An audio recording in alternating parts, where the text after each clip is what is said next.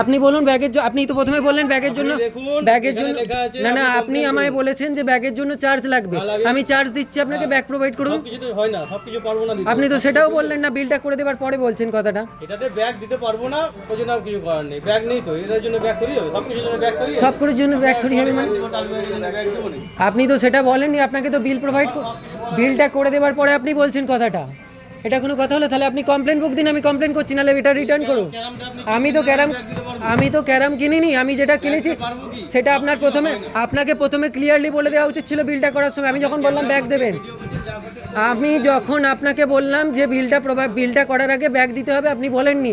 আপনার ম্যানেজার, আপনার এখানে যে সেলসম্যান রয়েছে তিনিও বলেননি ব্যাগ দিতে পারবেন না।